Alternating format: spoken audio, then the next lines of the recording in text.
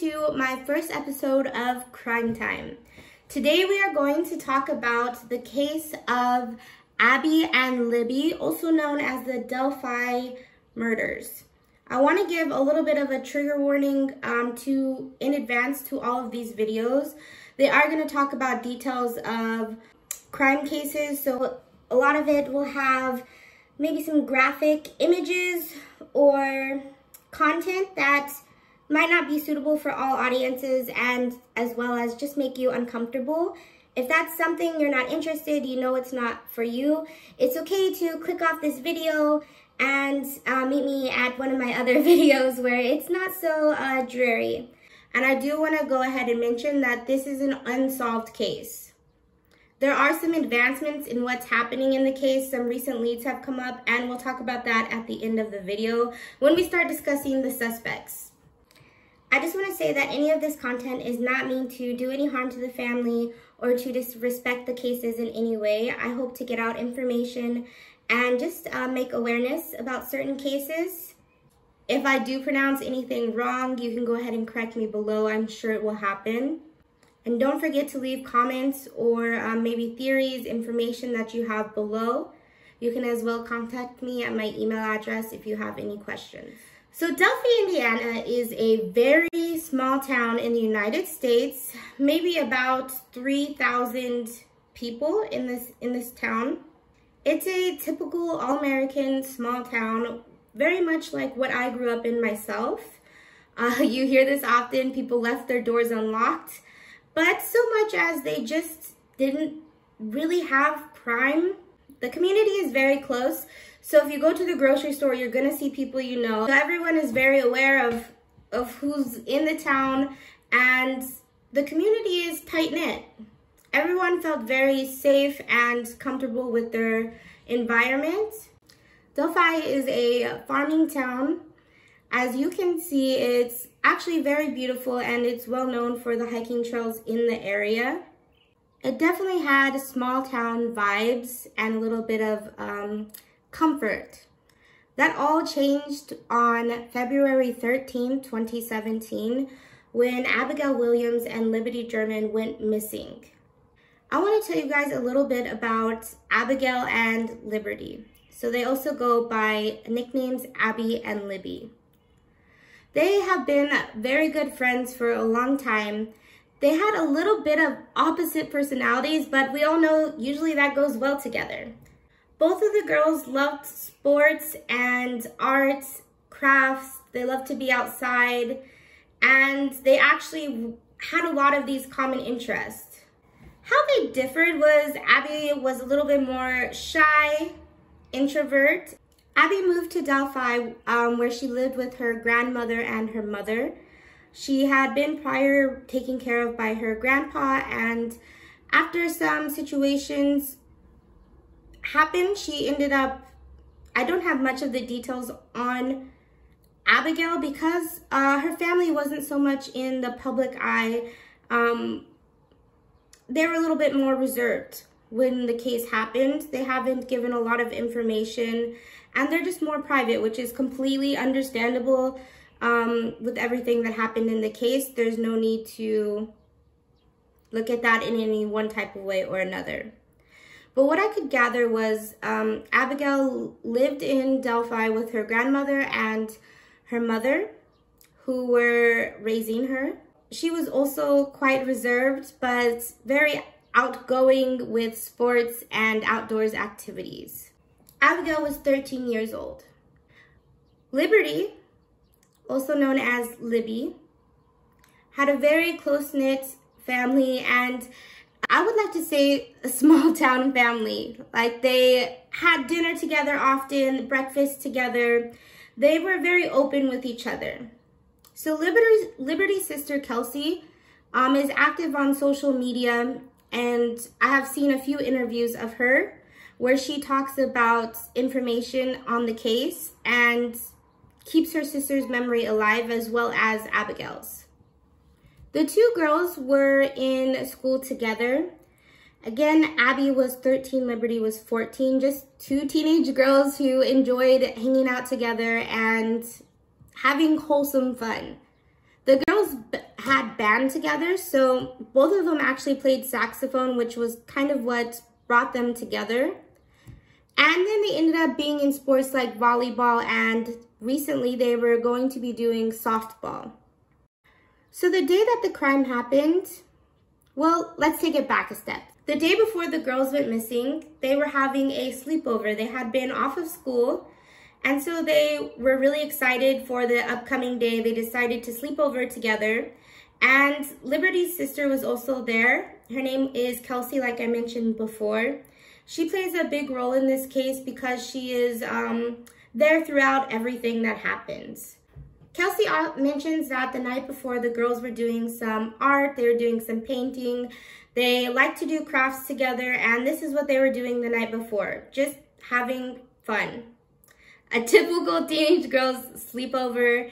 I can remember many nights where me and my friends would just hang out, watch movies, often just find fun things to do. This was February 12th, 2017. The next morning, the girls were excited because they had the day off from school. They wanted to do something fun, get out of the house. They had asked the sister Kelsey if she would go do something with them, if she wanted to hang out for the day. Kelsey had work that evening, and she was going to be seeing her boyfriend as well. So she wasn't able to spend the day with them, but she did have breakfast with them and was going to make sure they got to where they needed to go. Delphi was a very beautiful countryside town, and the girls decided to take that in and go hiking for the day on February 13th. So after breakfast and everything, Kelsey was going to go ahead and drop them off at one of the hiking trails. This hiking trail also had a very prominently known man-in-high bridge. This bridge ties into the case, so let's go ahead and dive further in. The girls decided to go hiking. They wanted to take some photos together. They're just having a good day, enjoying outside, wanting to, you know, be teenage girls. They wanted to get cute photos on the hiking trail out in nature. So Kelsey dropped the girls off at the trail bridge. Now I want to get into kind of a timeline pattern. Kelsey reports that she dropped Libby and Abby off at around 1:35 at the hiking trailhead. She dropped the girls off and went on about her day. She never would have suspected what was going to happen. Unfortunately, that was the last time she was going to see her sister and Abby. On February 13th, the girls went missing. On February 14th, their bodies were found. Now let's take it back to the day the girls were missing. I'm going to show you some images of the girls enjoying themselves on the hiking trail. So they were taking some Snapchat photos, and here's one you can see. This is Abby on the man-in-high bridge. Cute, aesthetic, fun little photo that she took. Now the next videos and sounds that you'll hear are what police suspect to be the person of interest.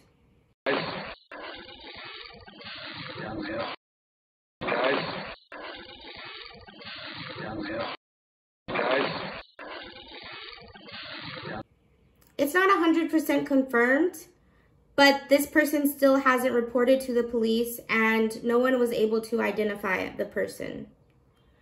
Now, the girls were able to capture images. Although they are blurry, unfortunately, they cannot get the quality to be any better. Now, I want to mention about these pictures and the recording that police have a lot of evidence they haven't released because they want to keep this information to themselves for later in the case when they're able to charge someone. I also think a lot of this is to protect the family and have higher ground on whoever committed these crimes. So at 2:07, a little under an hour after Kelsey had dropped the girls off, is the picture that you saw of Abby. I'll show it again here, on the bridge. Shortly around the same time, right after this, the girls had taken the video on Snapchat of the man that you saw. So this is actually a video, but the police are just posting this photo. They did not release the full video like I mentioned before. So shortly after the photo of Abby, where the girls were having a great time, they started to, I assume they're very smart young girls, because they suspected something was off when they noticed this man crossing the bridge. So they didn't post the photo, but they went ahead and saved it to their Snapchat. At 3:30, the families found out something was very wrong. Now, Libby's dad had agreed earlier in the day to pick the girls up, and when the girls didn't show, he was a little bit worried, but he thought maybe they had stayed on the bridge longer than expected. And he waited for them. He thought maybe they had dropped their phone. He wasn't able to get in contact with them, so he wasn't quite sure. After around an hour, they grew a little bit fearful. So Kelsey's grandma had called her around 4:15, 4:12, and asked if she had seen the girls. At this time, Kelsey felt a little bit of panic. Again, nobody was too worried. This was maybe an hour and a half started to pass. So, you know, they're teenage girls. They're out for the day. They're off. At 4:30 is when they really started to worry. Kelsey had gone and looked for her sister and Abby. She crossed the Mannon Bridge and didn't see anything, couldn't find them. And that's when it also started getting dark. They went to the police. The police also thought, like in every case, they're teenagers. They could have gone anywhere. They could just be out having fun, didn't want to come, didn't want to meet. They don't know the girls like their families do. But the police, because this is a small town, were quickly able to go ahead and get a search out in the woods. This trail is a little bit, there are some drop-offs. Under the bridge is a very big river. And if the girls were crossing the bridge, then anything could have happened. One of them could have got hurt. They weren't sure what had happened, so they sent out the search team immediately, or within an hour or so.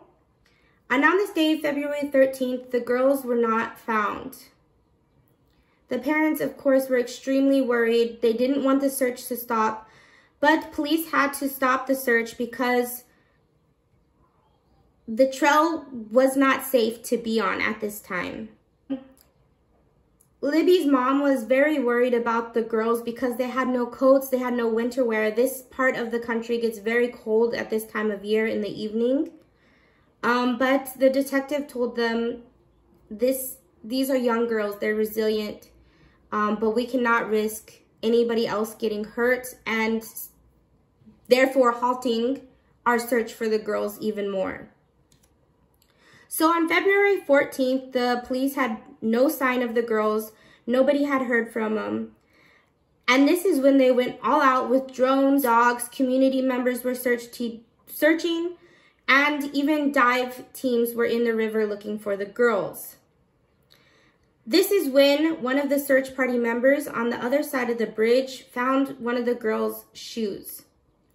Now, Kelsey recognized this as her sister's shoe, and she got very worried. Shortly after the shoe was found, the girls' bodies were also found. Now, this part of the case is very unlike other cases. As I mentioned before, we don't know how the girls passed. We don't know in what manner they died. We don't know in what manner they were murdered. This information police kept to themselves and don't plan on releasing until maybe further on if they don't find the suspect.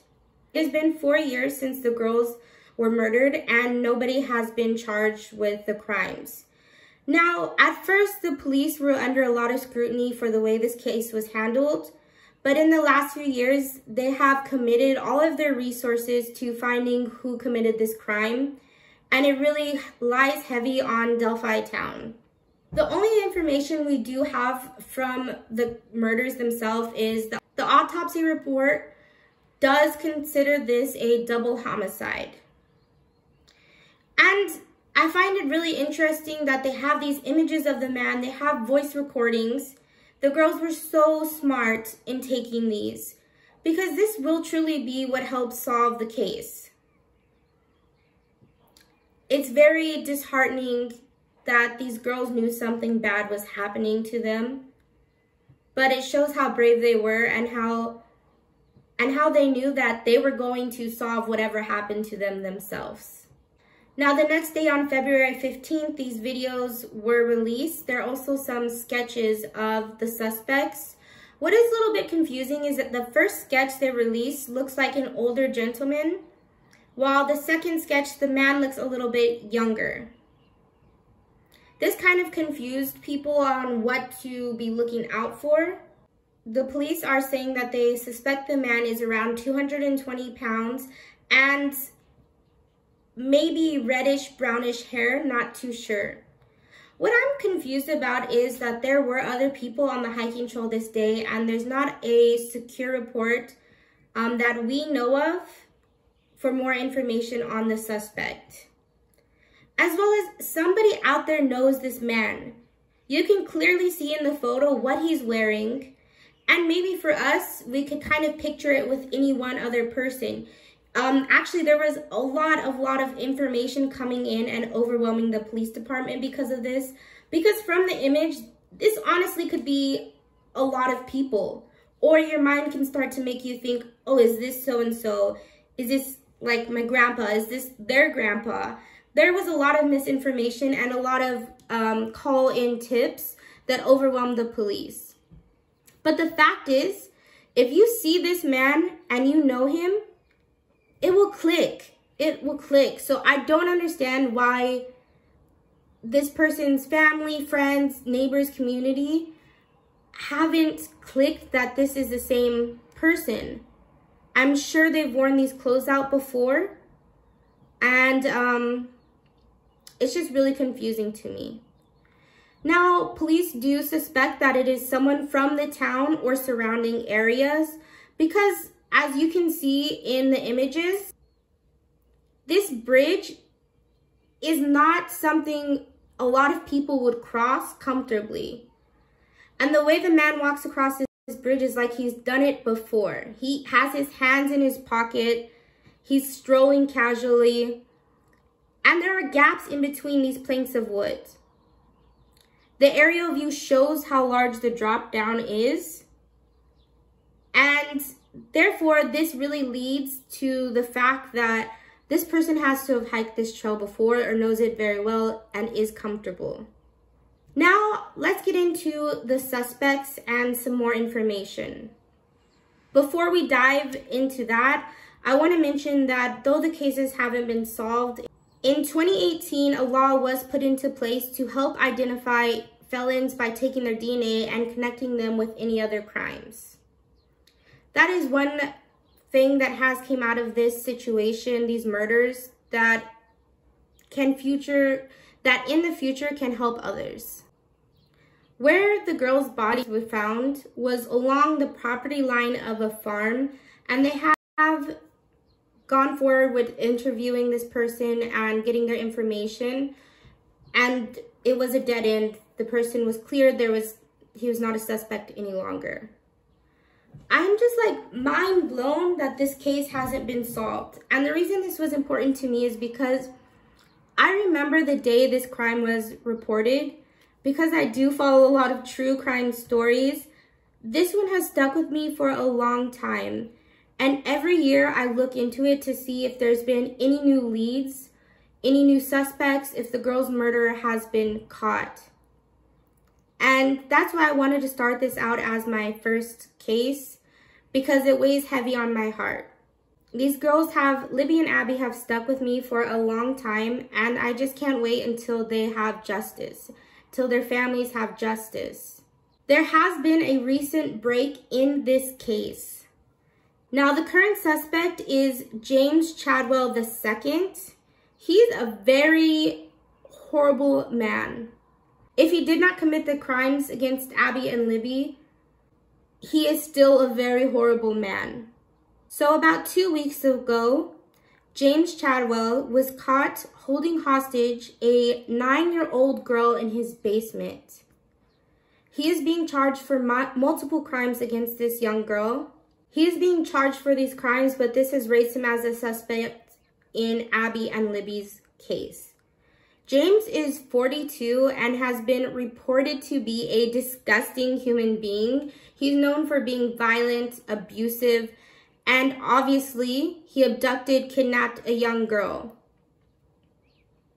Now, the police haven't released any information about the relationship to Abby and Libby's case. It is still ongoing. Right now, he's being held for the charges against the 9-year-old girl. And that is, to this day, still being looked into. Now, I'll show you his photo, and I want you guys to please leave your theories, any ideals, any opinions on the case, or any questions, because if I did not mention it in this video, I know a lot about this case. This is my first video, so it's a little bit all over the place. But if you do have any questions, please leave them in a comment below. Right now, we are waiting to hear what happens with James Chadwell II. And I mean, I hope it is him, but I want them to find the right man who did this. And again, there's no other information on how the girls died. Even exactly like how they were found is not known. And I'm sure the families know this information, but none of it has been leaked, and it's very tight-lipped with the police. Right now, this case has a reward for information about the person who committed this crime. It's up to, I believe, 3.2 million. Note all the information is down below to report any information you have on this crime. It's down below in the description. So you can go ahead and look at that information if anything clicks to you after seeing this video. Again, let's look at some of the positives. The DNA law has been put into place, like I mentioned earlier, for felons who go into the system. And another thing is Libby's family. I'm not sure if Abigail's family as well, but they are opening a $1 million sports complex in DELPHI to honor the two girls and just have a safe place for kids to go enjoy themselves. Yeah, I think that's really nice. Okay, guys, thank you so much for supporting me in my first crime time. I will be posting more of these videos. Right now, I'm going to start at 2 a month. There are a lot of other cases I would like to dive into. A lot of crimes against indigenous peoples from many countries that are not being talked about, that are not being looked into any longer. And that's mainly what I want to focus on this channel, is unrepresented crimes for minority groups or sex workers that kind of get looked over by the system and by the communities and news outlets. I have some really interesting cases planned, some serial killers, and hopefully I will be reporting back on Abby and Libby's case very soon with an update of a solved crime. I would love for this to be the first video I do for solved crimes. A lot of my videos upcoming will be unsolved, but I will be looking back into them and keeping track of everything I do.